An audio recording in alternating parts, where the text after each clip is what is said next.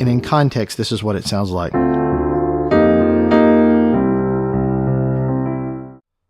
All right, let's look at a very refreshing 5-chord substitution. All right, we're going to be using the key of C major to illustrate this 5-chord substitution. And if you know anything about the key of C major, you know it looks like this. Now, the colors I'm using are colors that we use in color score. And no matter what the key you're in, these colors are always in the same order. Your first is always black, your second is green, third is red, fourth is purple, your fifth is blue, sixth is orange, and seventh is yellow. And if any of those are sharped or flatted, they take on the same color. So that's just a little bit something about the colors. And what we're going to do is we're going to focus on the fifth. Now, each one of these tones has a corresponding chord. And what we're going to be doing is looking at the 5-chord. The 2-5-1 chord progression is what we're going to use to illustrate this. Here we go. 2, which is going to be a D minor chord, to the 5 chord, which is going to be G major, and then your 1 chord is going to be C major. Now, if you'll notice, Roman numerals are often used to notate chord progressions, and we have anytime you have a capital Roman numeral, it signifies either a major chord, or if it's not major, then maybe a suspended chord. Your 2 chord always illustrates a minor chord.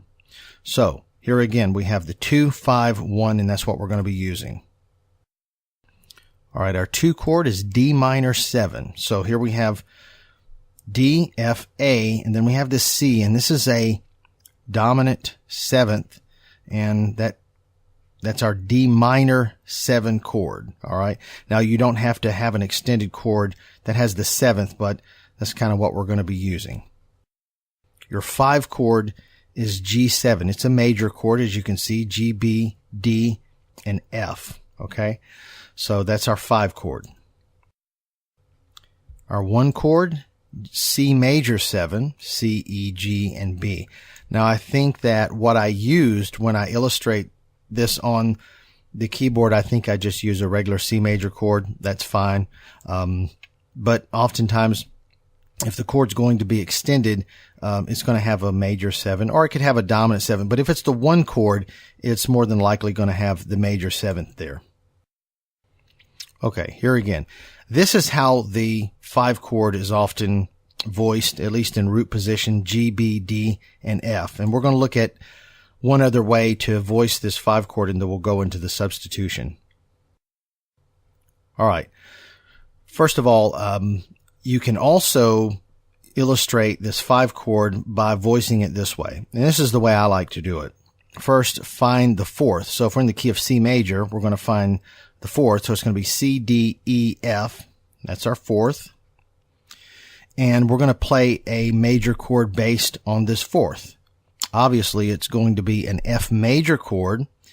And what we're going to do is we're going to put this over the 5th note in the key. And if our 4th is F, then our 5th is going to be G. And we're just going to put it down here on this end. So we have F over G. Now, the colors in the context of C look like this. But of course, if we're looking at them in the context of a G chord, it'll look this way. So we still have the F over the G, but it's actually a 5 chord, a G11, also known as F over G. And this is the way that I like to voice my 5 chord, because it's a suspended chord, and it has a stronger gravitational pull than that regular 5/7 that I showed you earlier. Okay, again, 2-5-1. Now the substitute we're going to be using is not going to be the 5. We're actually going to use the 4. So here's your 4th. It's actually going to be 2-4-1.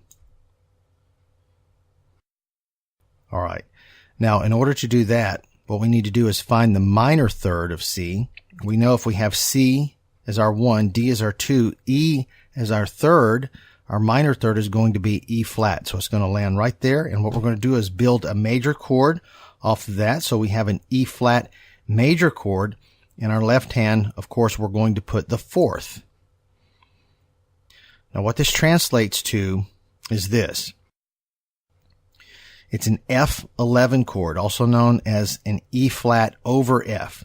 And that's going to be the substitution that we're going to use for the 5 chord. It has a little bit different sound. I don't exactly remember how I voiced it. I may have inverted the chord here in the right hand. I may have taken the E and put it up here. But of course, if you know about inversions, you know essentially it's the same chord. All right, let's take a look at this chord substitution on the keyboard. The 2-5-1 would be something like this. Okay, there's your 2 chord, which is going to be D minor 7. That's the regular 5-7 chord, in this case a G7 chord, and going back to the 1 chord. So there's your 2, 4 over 5. In this case, it would be the F over the G. See, here's your F major, first inversion. In root position, it would look like this. Okay, F major over the G, sus4, and that leads perfectly smooth back into the 1 chord. Okay, here's an example of how that could sound.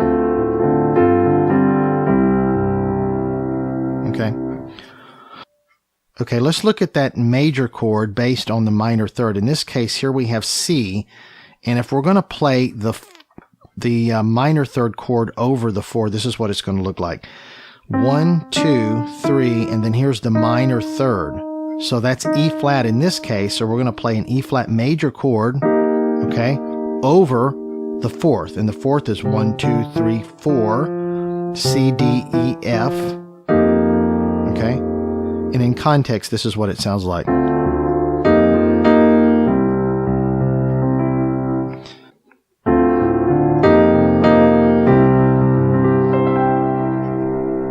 Okay, as you can see, it leads right into it. A little bit different sound. It's different than the,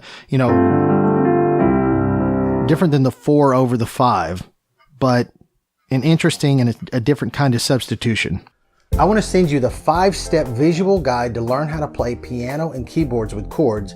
It's very colorful, it's very illustrative, and I'll also send you a free subscription to the Color Notes e-zine. Just click on the link in the description.